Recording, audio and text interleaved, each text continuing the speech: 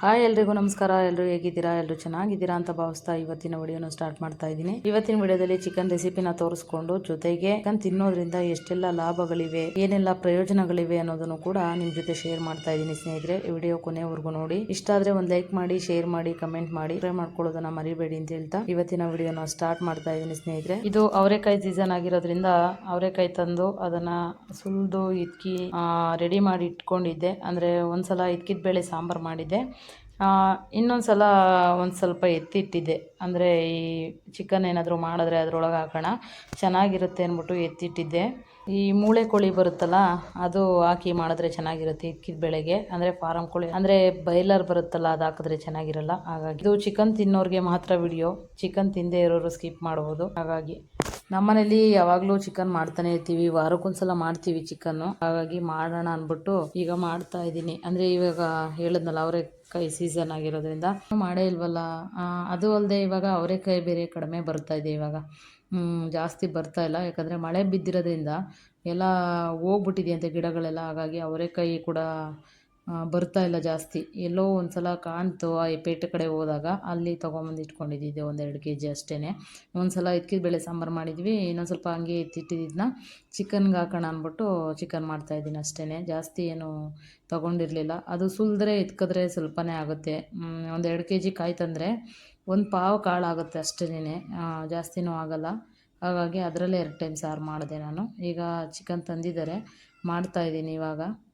ನನಗೆ ನಮ್ಮ ಮನೆಯವ್ರಿಗೆ ಈ ಥರ ಮಾಡಿದ್ರೆ ಜಾಸ್ತಿ ಇಷ್ಟಪಡ್ತೀವಿ. ನನ್ನ ಮಕ್ಕಳು ತಿನ್ನಲ್ಲ. ಅಂದರೆ ಅವ್ರಿಗೆ ಬೈಲರ್ ಕೋಳಿ ಬರುತ್ತಲ್ಲ, ಅದು ಸ್ವಲ್ಪ ಮೆತ್ತಗಿರುತ್ತೆ. ಹಾಗಾಗಿ ಅದನ್ನು ತಂದು ಫ್ರೈ ಮಾಡಿಕೊಟ್ರೆ ತಿಂತಾರೆ. ಸಾಂಬಾರೆಲ್ಲ ಇಷ್ಟಪಡಲ್ಲ ನನ್ನ ಮಕ್ಕಳು. ಇನ್ನೂ ಬಂದಿಲ್ಲ ಮಗಳು.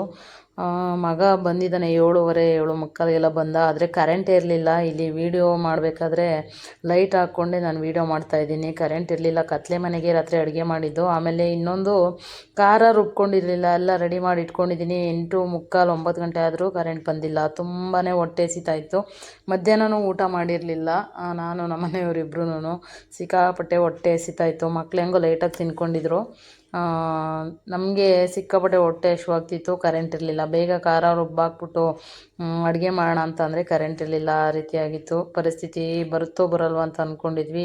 UPS ಬೇರೆ ಇಲ್ಲ ಯಾರ ಮನೇಲೂ ಇಲ್ಲಿ ಅಕ್ಕಪಕ್ಕ ಹೋಗಿ ರುಬ್ಬಿಸ್ಕೊಳ್ಳೋಕ್ಕೆ. ಹಾಗಾಗಿ ಹಂಗಂತ ಇದೆ ಅಂತ ಯಾವಾಗಲೂ ಹೋಗೋದಕ್ಕೂ ಆಗಲ್ಲ. ಬೇಜಾರಾಗುತ್ತೆ ನಮಗೇನೆ.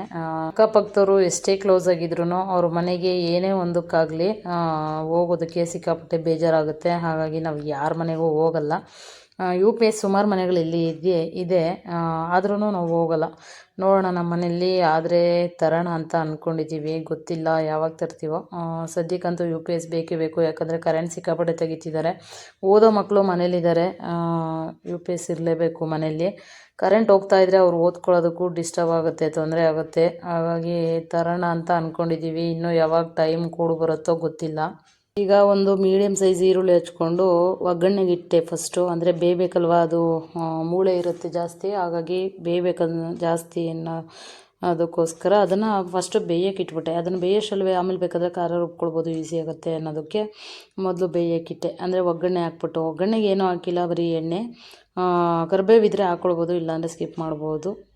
ಅದಕ್ಕೆ ಈರುಳ್ಳಿ ಹಾಕಿ ಮೇಲೆ ಸ್ವಲ್ಪ ಅರಶಿನ ಪೌಡರ್ ಹಾಕಿ ಮೇಲೆ ಚಿಕನ್ ಹಾಕ್ಬೇಕಷ್ಟೆ. ಚಿಕನ್ ಹಾಕಿ ಸ್ವಲ್ಪ ರೋಸ್ಟ್ ಮಾಡಿಕೊಂಡು ಆಮೇಲೆ ಸ್ವಲ್ಪ ನೀರು ಹಾಕಿ ಬೇಯೋದಕ್ಕೆ ಇಡೋದು ಅಷ್ಟೇ.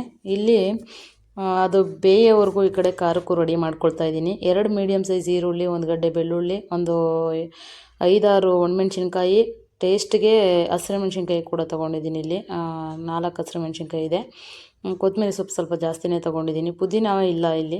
ಪುದೀನ ಇದ್ದಿದ್ರೆ ಹಾಕೊಬೋದು, ಸದ್ಯಕ್ಕಿಲ್ಲ ನಮ್ಮ ಮನೇಲಿ. ಹಾಗಾಗಿ ಬರೀ ಕೊತ್ತಂಬರಿ ಹಾಕ್ತಾಯಿದ್ದೀನಿ. ಆಮೇಲೆ ಒಂದು ಮೀಡಿಯಮ್ ಸೈಜು 1-2 ಇಂಚಷ್ಟು ಶುಂಠಿ ಹಾಕ್ಕೊಂಡಿದ್ದೀನಿ. ಅದನ್ನು ರೆಡಿ ಮಾಡ್ಕೊಂಡು ಇಟ್ಕೊಂಡಿದ್ದೀನಿ. ಈ ಕಡೆ ಒಂದು ಟೊಮೊಟೊ ತೊಗೊತಾ ಇದ್ದೀನಿ, ಮೀಡಿಯಮ್ ಸೈಜ್ ಟೊಮೊಟೊ. ಸ್ಕಿಪ್ ಮಾಡ್ಬೋದು, ಟೊಮೊಟೊ ಹಾಕಿದ್ರೆ ಹಾಕ್ಬೋದು, ಇಲ್ಲಾಂದರೆ ಬೇಡ, ಅದನ್ನು ಸ್ಕಿಪ್ ಮಾಡ್ಬೋದು. ನಾನು ಹಾಕ್ತೀನಿ ಟೇಸ್ಟಿಗೆ ಚೆನ್ನಾಗಿರುತ್ತೆ ಅಂತ ಅಂದ್ಬಿಟ್ಟು ಇಷ್ಟನ್ನು ಹಾಕಿ ಜೊತೆಗೆ ಸ್ವಲ್ಪ ತೆಂಗಿನಕಾಯಿ ಹಾಕಿ ರುಬ್ಕೊಳ್ಬರ್ಬೇಕಷ್ಟೇ ಇದಕ್ಕೆ. ತೆಂಗಿನಕಾಯಿ ಮತ್ತು ಬರೀ ಧನ್ಯ ಪೌಡ್ರು, ಖಾರದ ಪೌಡ್ರು ಬೇಕಂದ್ರೆ ಹಾಕೋಬೋದು. ಇಲ್ಲಿ 2 ಥರ ಮೆಣಸಿನ್ಕಾಯಿ ಹಾಕಿರೋದ್ರಿಂದ ನಾನೇನು ಇದಕ್ಕೆ ಚಿಲ್ಲಿ ಪೌಡ್ರ್ ಹಾಕ್ತಾಯಿಲ್ಲ. ಇಷ್ಟೂ ರುಬ್ಕೊಂಬರ್ಬೇಕು. ಅದು ಬೇಯೋಷ್ಟರಲ್ಲಿ ಬೆಂದ ಮೇಲೆ ಅದನ್ನು ಇಳಿಸ್ಕೊಂಡು ಅದಕ್ಕೆ ಮಸಾಲೆ ಏನು ರುಬ್ಬಿದ್ವಿ ಅದನ್ನು ಹಾಕಿ ಕನ್ಸಿಸ್ಟೆನ್ಸಿ ನೋಡ್ಕೊಂಡು ನೀರು ಹಾಕ್ಕೊಂಡು ಟೇಸ್ಟ್ಗೆ ಉಪ್ಪು ಹಾಕ್ಕೊಂಡು ಅದನ್ನು ಬೇಯೋದಕ್ಕೆ ಬಿಡಬೇಕಷ್ಟೇ. ಈಗ ನೋಡಿ ಬೆಂದಿದೆ, ಇಳಿಸ್ತಾ ಇದ್ದೀನಿ ಇವಾಗ. ಈಗ ಏನು ರುಬ್ಕೊಂಬಂದಿದ್ವಿ ಆ ಖಾರನ ಇದಕ್ಕೆ ಹಾಕ್ಕೊಳ್ಬೇಕು. ಇದನ್ನು ಫ್ರೈ ಮಾಡ್ಕೊಂಡು ರುಬ್ಕೊಳ್ತೀನಿ, ಹಂಗೆ ರುಬ್ಕೊಳ್ಳಲ್ಲ, ಫ್ರೈ ಮಾಡ್ಕೊಂಡು ರುಬ್ಕೊಳ್ಬೇಕಾಗುತ್ತೆ. ಯಾಕಂದರೆ ಟೇಸ್ಟು ಚೆನ್ನಾಗಿ ಬರುತ್ತೆ ಅನ್ನೋದಕ್ಕೋಸ್ಕರ ಫ್ರೈ ಮಾಡ್ಕೊಂಡು ರುಬ್ಕೊಳ್ತೀನಿ ಅಷ್ಟೇ. ಇನ್ನೇನು ಇಲ್ಲ. ಇದಕ್ಕೆ ನಾಟಿ ಕೋಳಿ ಸಾಂಬಾರು ಥರನೇ ಇರುತ್ತೆ, ಸೂಪರಾಗಿರುತ್ತೆ. ಅದರಲ್ಲೂ ಇಟ್ಕಿ ಬೇಳೆ ಹಾಕಿರ್ತೀವಲ್ಲ, ಸಿಕ್ಕಾಪಟ್ಟೆ ಚೆನ್ನಾಗಿರುತ್ತೆ. ಹಾಗಾಗಿ ಇನ್ನು ಈ ಚಿಕನ್ ತಿನ್ನೋದ್ರಿಂದ ಏನೆಲ್ಲ ಬೆನಿಫಿಟ್ಸ್ ಅಂತ ಹೇಳ್ತೀನಿ ಅಂದ್ಬಿಟ್ಟು ಈಗ ಕೊನೆವರೆಗೂ ವಿಡಿಯೋ ನೋಡಿದ್ರೆ ನಿಮಗೆ ಪೂರ್ತಿಯಾಗಿ ಗೊತ್ತಾಗುತ್ತೆ ಏನೆಲ್ಲ ಬೆನಿಫಿಟ್ಸ್ ಇದೆ ಈ ಚಿಕನ್ ತಿನ್ನೋದ್ರಿಂದ ಅನ್ನೋದನ್ನು ಬೈ ಒನ್ ಹೇಳ್ತಾ ಹೋಗ್ತೀನಿ. ಪೂರ್ತಿಯಾಗಿ ವಿಡಿಯೋ ನೋಡಿ, ಓಕೆನಾ. ಚಿಕನ್ ತಿಂದರೆ ದಪ್ಪಗಾಗುತ್ತೇವೆ ಎಂಬ ಭಯ ಅನೇಕರಲ್ಲಿದೆ. ಚಿಕನ್ನಲ್ಲಿ ಪ್ರೋಟೀನ್ ಅಧಿಕವಿದ್ದು ಸ್ಕಿನ್ಲೆಸ್ ಚಿಕನ್ನನ್ನು ಬೇಯಿಸಿ ಅಥವಾ ಗ್ರಿಲ್ಡ್ ಮಾಡಿ ತಿಂದರೆ ದೇಹದ ತೂಕ ಹೆಚ್ಚೋದಿಲ್ಲ, ಆರೋಗ್ಯ ವೃದ್ಧಿಸುತ್ತೆ. ಚಿಕನ್ನನ್ನು ಫ್ರೈ ಮಾಡಿ ತಿಂದರೆ ಮಾತ್ರ ದೇಹದಲ್ಲಿ ಕೊಬ್ಬಿನಾಂಶ ಹೆಚ್ಚಾಗುತ್ತೆ. ಶೀತಲೀಕರಣ ಮಾಡಿದ ಚಿಕನ್ ತಿನ್ನಬೇಡಿ. ಚಿಕನ್ ಕೊಳ್ಳುವಾಗ ತಾಜಾ ಚಿಕನ್ ಅನ್ನೇ ನೋಡಿ ಕೊಂಡ್ಕೊಳ್ಬೇಕಾಗುತ್ತೆ. ತಾಜಾ ಚಿಕನ್ ತಿಂದರೆ ಈ ಕೆಳಗಿನ ಪ್ರಮುಖ ಆರೋಗ್ಯಕರ ಗುಣಗಳನ್ನು ಪಡೆಯಬಹುದು. ಮೊದಲನೇದಾಗಿ ನೋಡೋದಾದರೆ ಸ್ನಾಯುಗಳನ್ನು ಬಲಪಡಿಸುತ್ತದೆ. ಬಾಡಿ ಬಿಲ್ಡ್ ಮಾಡಬೇಕೆಂದು ಬಯಸುವವರು ಚಿಕನ್ ಅನ್ನು ತಮ್ಮ ಆಹಾರ ಕ್ರಮದಲ್ಲಿ ಸೇರಿಸಬೇಕಾಗುತ್ತೆ. ಅದರಲ್ಲೂ ಗ್ರಿಲ್ಡ್ ಅಥವಾ ಬೇಯಿಸಿ ಚಿಕನ್ ತಿನ್ನಿ. ಚಿಕನ್ನಲ್ಲಿರುವ ಪ್ರೋಟೀನ್ ಸ್ನಾಯುಗಳನ್ನು ಶಕ್ತಿಯುತವಾಗಿಟ್ಟು ಮೈಕೈ ನೋವು ಬರದಂತೆ ತಡೆಯುತ್ತೆ. 2. ಹಸಿವು ಹೆಚ್ಚಿಸುತ್ತೆ. ಆಗಾಗ ಹಸಿವು ಆಗುವುದು ಮತ್ತು ಹಸಿವು ಆಗದೇ ಇರುವುದು ಇವೆರಡೂ ಆರೋಗ್ಯಕ್ಕೆ ಒಳ್ಳೆಯದಲ್ಲ. ಚಿಕನ್ ತಿಂದರೆ ಜೀರ್ಣಕ್ರಿಯೆಗೆ ಸಹಕಾರಿಯಾಗುವುದು ಹಾಗೂ ಹಸಿವನ್ನು ಹೆಚ್ಚಿಸುತ್ತೆ. 3ನೇದಾಗಿ ನೋಡೋದಾದರೆ ಮೂಳೆಗಳ ಆರೋಗ್ಯಕ್ಕೆ ಒಳ್ಳೆಯದು. ಚಿಕನ್ನಲ್ಲಿ ಕ್ಯಾಲ್ಸಿಯಂ ಜೊತೆ ರಂಜಕದ ಅಂಶಗಳಿದ್ದು ಮೂಳೆಯನ್ನು ಬಲಪಡಿಸುತ್ತೆ. ಇನ್ನು 4ನೇದಾಗಿ ಹೃದಯದ ಸ್ವಾಸ್ಥ್ಯಕ್ಕೆ. ಚಿಕನ್ನಲ್ಲಿ ಕೊಲೆಸ್ಟ್ರಾಲ್ ಇದ್ದರೂ ಇದರಲ್ಲಿ ನಿಯಾಸಿನ್ ಇರುವುದರಿಂದ ಇದು ದೇಹದಲ್ಲಿ ಕೊಲೆಸ್ಟ್ರಾಲ್ ಹೆಚ್ಚಾಗದಂತೆ ನೋಡಿಕೊಳ್ಳುತ್ತೆ. ಗ್ರಿಲ್ಡ್ ಮಾಡಿದ ಚಿಕನ್ ಹೃದಯದ ಆರೋಗ್ಯಕ್ಕೆ ಒಳ್ಳೆಯದು. 5ನೇದಾಗಿ ರೋಗ ನಿರೋಧಕ ಸಾಮರ್ಥ್ಯ ಹೆಚ್ಚಿಸುತ್ತೆ. ಇದರಲ್ಲಿ ಖನಿಜಾಂಶಗಳು ಅಧಿಕವಿರುವುದರಿಂದ ರೋಗ ನಿರೋಧಕ ಸಾಮರ್ಥ್ಯ ಹೆಚ್ಚಿಸುತ್ತೆ. ಜ್ವರ ಬಂದಾಗ ಅದರ ಸುಸ್ತನ್ನು ನಿವಾರಿಸಲು ಚಿಕನ್ ಸೂಪ್ ಕುಡಿದರೆ ಸ್ವಲ್ಪ ಸಮಯದಲ್ಲೇ ಚೇತರಿಸಿಕೊಳ್ಳುವಿರಿ. 6ನೇದಾಗಿ ಮಕ್ಕಳ ಬೆಳವಣಿಗೆಗೆ ಒಳ್ಳೆಯದು. ಚಿಕನ್ನಲ್ಲಿ ಅಮೈನೋ ಆಸಿಡ್ ಅಧಿಕವಿರುವುದರಿಂದ ಮಕ್ಕಳ ಬೆಳವಣಿಗೆಗೆ ಪೂರಕವಾದ ಆಹಾರವಾಗಿದೆ. ಇನ್ನು 7ನೇದಾಗಿ ಸಂಧಿ ನೋವು ಕಡಿಮೆ ಮಾಡುತ್ತೆ.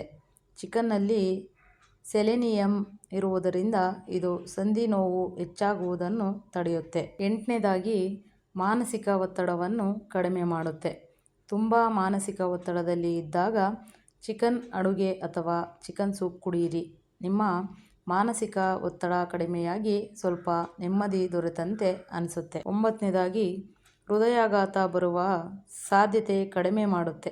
ಚಿಕನ್ನಲ್ಲಿ ಹೋಮೋಸಿಸ್ಟೈನ್ ಇದ್ದು ಹೃದಯಾಘಾತ ಬರದಂತೆ ತಡೆಯುವ ಸಾಮರ್ಥ್ಯ ಹೊಂದಿದೆ. 10ನೇದಾಗಿ ನೋಡೋದಾದರೆ ಮುಟ್ಟಿನ ಸಮಯದ ಮಾನಸಿಕ ಒತ್ತಡ ಕಡಿಮೆ ಮಾಡುತ್ತೆ.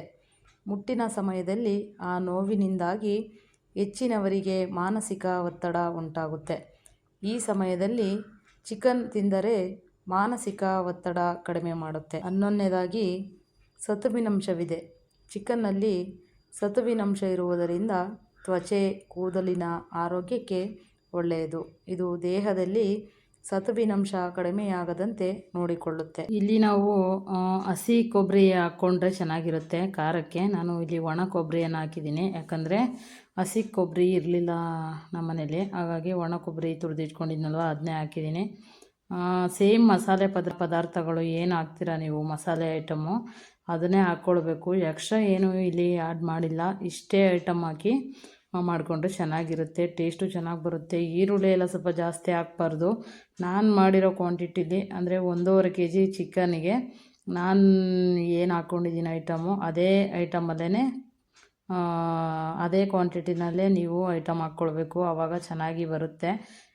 ಇಲ್ಲಿ ಮಿಕ್ಸ್ ಪುಡಿ ಹಾಕಬಾರ್ದು, ಬರೀ ಧನಿಯಾ ಪುಡಿ ಹಾಕ್ಕೊಳ್ಬೇಕು. ಕೆಲವರು ಮಿಕ್ಸ್ ಪುಡಿ ಹಾಕಿ ಮಾಡ್ತಾರೆ, ಬರೀ ಧನಿಯಾ ಪುಡಿಲಿರೋ ಟೇಸ್ಟು ಮಿಕ್ಸ್ ಪುಡಿ ಹಾಕಿದ್ರೆ ಬರಲ್ಲ. ಹಾಗಾಗಿ ನಾನು ಬರೀ ಧನಿಯಾ ಪೌಡರ್ ಹಾಕ್ತಾಯಿದ್ದೀನಿ. ಕೆಲವರು ಬರೀ ಧನಿಯಾ ಪೌಡ್ರ್ ಯೂಸ್ ಮಾಡೋದು, ಕೆಲವರು ಮಿಕ್ಸ್ ಪೌಡ್ರ್ ಯೂಸ್ ಮಾಡ್ತಾರೆ.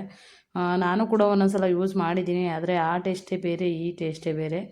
ನೋಡಿ ಇಷ್ಟು ನೋಡಿಕೊಂಡು ಕನ್ಸಿಸ್ಟೆನ್ಸಿ ನೋಡ್ಕೊಂಡು ನೀರು ಹಾಕ್ಕೊಳ್ಬೇಕು. ಆದರೂ ನಮ್ಮ ಮನೆಯವರು ಕರೆಂಟ್ ಬೇರೆ ಇರಲಿಲ್ವಲ್ಲ, ಅರ್ಜೆಂಟು ಹೊಟ್ಟೆ ಬೇರೆ ಹಸಿವಾಗ್ತಿತ್ತು, ಅರ್ಜೆಂಟಿಗೆ ಒಂದಷ್ಟು ನೀರು ಇದಿಟ್ಬಿಟ್ಟಿದ್ರು. ಆದರೂ ಚೆನ್ನಾಗಿತ್ತು, ಸಿಕ್ಕಾಪಟ್ಟೆ ಟೇಸ್ಟಿಯಾಗಿ ಬಂದಿತ್ತು ಅಂತಲೇ ಹೇಳ್ಬೋದು. ಇನ್ನೊಂದು ಸಲ ತಿನ್ನಬೇಕು ಮಾಡಿಕೊಂಡು ಅನ್ನೋ ಥರ ಬಂದಿತ್ತು. ಚೆನ್ನಾಗಿರುತ್ತೆ ಈ ರೀತಿ ಮಾಡ್ಕೊಂಡು ತಿಂದರೆ. ಅಂದರೆ ಹಳ್ಳಿ ಸೊಗಡಿನ ಸಾರು ಅಂತಾರಲ್ಲ, ಹಳ್ಳಿಗಳ ಕಡೆ ಜಾಸ್ತಿ ಈ ಥರ ಇಷ್ಟಪಡ್ತಾರೆ. ಈಗ ಅದನ್ನು ಕುದಿಯೋಕ್ಕಿಟ್ಟು ನೀಟಾಗಿ ಕುದಿಸ್ಬೇಕು. ಆಮೇಲೆ ಈ ಮೊಟ್ಟೆ ಸರ ಎಲ್ಲ ಏನಿರುತ್ತೆ ಅದು ಲಾಸ್ಟಲ್ಲಿ ಹಾಕ್ಕೊಳ್ಬೇಕಿತ್ತು. ನಾನು ಕುದಿಬೇಕಾದ್ರೇ ಹಾಕ್ಬಿಟ್ಟೆ, ಎಲ್ಲ ಒಡೆದೋಯ್ತದು ಮೊಟ್ಟೆ ಎಲ್ಲ. ನೋಡಿ ಎಲ್ಲ ಮೊಟ್ಟೆ ಎಲ್ಲ ಒಡೆದಿರೋದು ಕಾಣಿಸ್ತಾ ಇದೆ, ಎಲ್ಲ ಒಡೆದೋಯ್ತು. ಯಾಕಂದರೆ ಜಾಸ್ತಿ ಕುದಿ ಹತ್ಬೇಕಾದ್ರೆ ಮೊಟ್ಟೆನ ಹಾಕ್ಬಾರ್ದು ಯಾವತ್ತೂ ಅಷ್ಟೇ. ಕಡಿಮೆ ಉರಿಲಿ ಇಟ್ಬಿಟ್ಟು ಮೊಟ್ಟೆ ಹಾಕಬೇಕು. ನಮಗೆ ಅರ್ಜೆಂಟ್ ಇತ್ತಲ್ವ, ಹೊಟ್ಟೆ ಹಸಿವಾಗ್ತಿತ್ತು ಅಂದ್ಬಿಟ್ಟು ಆ ರೀತಿ ಮಾಡಿದ್ವಿ. ಆದರೂ ಸಿಕ್ಕಾಪಟ್ಟೆ ಚೆನ್ನಾಗಿದೆ. ಮುದ್ದೆ ಕಾಂಬಿನೇಷನ್ ಚೆನ್ನಾಗಿರುತ್ತೆ ಇದಕ್ಕೆ, ಸಿಕ್ಕಾಪಟ್ಟೆ ಚೆನ್ನಾಗಿತ್ತು. ನೀವು ಒಂದು ಸಲ ಟ್ರೈ ಮಾಡಿ ಅಂತ ಹೇಳ್ತಾ ಈ ವಿಡಿಯೋನ ಇಲ್ಲಿಗೆ ಎಂಡ್ ಮಾಡ್ತಾಯಿದ್ದೀನಿ. ನಮಸ್ತೆ.